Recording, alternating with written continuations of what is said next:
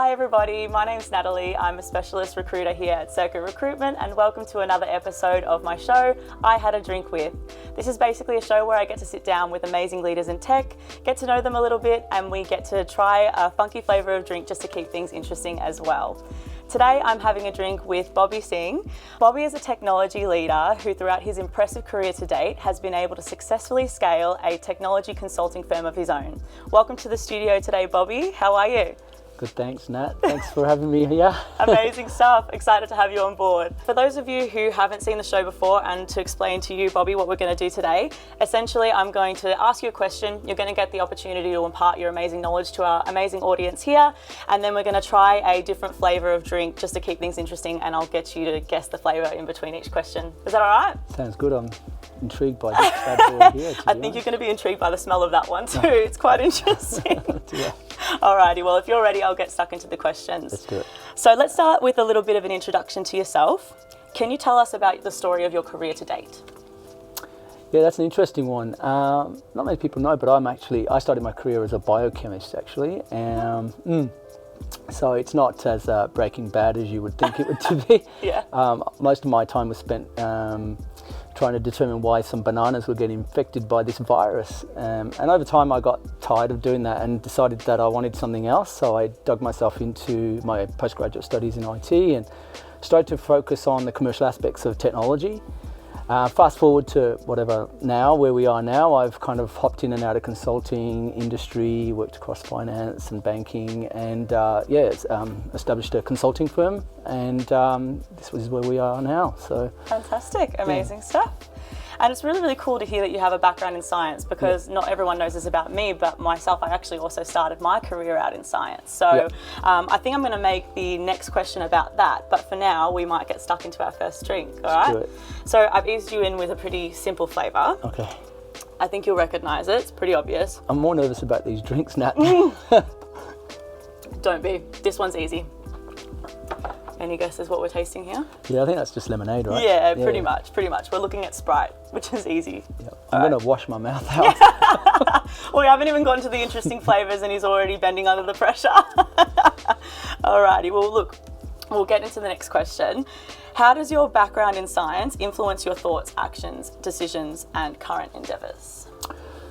Yeah, look, that's a good question as well. So I started my career in science because I just kind of had a passion for everything sort of associated with, actually originally wanted to get into medicine, but I wasn't smart enough. But one of the things that I learned over time was that having my degree, having worked as a scientist effectively, allowed me to actually apply more of an analytical lens in the way I approach my technology endeavours, if you like.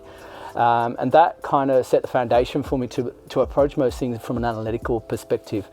That pretty much stopped there actually, because as a scientist, as a biochemist, I found myself mostly in a white coat, looking at these charts on what composition of some virus was. And when I moved into the tech space, I got the opportunity to focus more on the commercial aspects associated with growing a business and how large enterprise operated and how technology contributed to that. So it's a completely different way of thinking. 100%. Look, your endeavours in science are more sort of for this, for a passion in the social good, I suppose, and trying to, and again, back then for me, it was about trying to solve problems, and that has never gone away. Except now it's with a commercial bias. Yeah, amazing stuff. Yeah. With that, we can get into the next flavour. I'm trying to remember what this one is, but... Ooh, it smells funky, that does. Cinnamon. Yes, I'm getting the cinnamon. So it doesn't taste good. It's quite nice. It tastes like Indian tea. Does it? Oh, a little bit chai-ish, isn't it? Yeah, actually. Any guesses? Chai orange. Very close. It's got that chai flavour because it's pumpkin pie. I think it's very heavy on the cinnamon. Oh, well, that's what we're getting there. Pumpkin pie. You've had a pumpkin pie with cinnamon in it? No, me either. I've never had a pumpkin pie in general. I think it's got that, pumpkin spice lattes that you get at Starbucks. I think it's supposed to have that kind of vibe to it. It has that Starbucks vibe about it. Yeah, it sure does. Alrighty, we'll get into the next question. This is my favourite question to ask every person who comes into the studio. Can you tell me about a moment that struck you down but ended up being a blessing in disguise for you? Oh man, like there are so many things. Like you retrospectively look back at what you've achieved and who's been part of that journey with you, and you think that at the time those items are the things that are the adversity that you're going through, but they're actually not. They're part and parcel of growing any business or any endeavor. You know, the anxiety that comes with contracts, finding people, finding work, and I speak to a lot of people about this. Friends of mine are in construction at the moment, and the same dilemmas. Where's the next build contract going to come from? The price of material. So those things they're just part and parcel of just doing business. It wasn't until 2 and a bit years ago our family actually suffered quite a traumatic loss, and it was at that time which was quite of a turning point for me in a number of matters, and I could have gone either way, and thanks to people around me and actually the fact that the business was starting to build its own momentum at the time, I buried myself into the business. So for the second year we